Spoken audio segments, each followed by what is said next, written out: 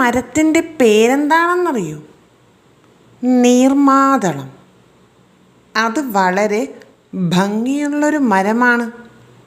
കുട്ടിക്കാലത്ത് ഞാൻ ഉണർന്നെഴുന്നേറ്റ് മുറ്റത്തെത്തിയാൽ അവിടെ മഞ്ഞൾ നനഞ്ഞ് വീണ് പൂക്കൾ കിടക്കുന്നുണ്ടായിരിക്കും.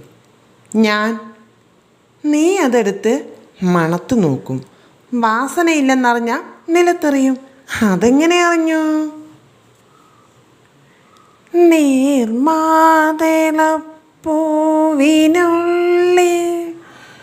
നീഹാരമായി വീണ കാലം നീലാംബരി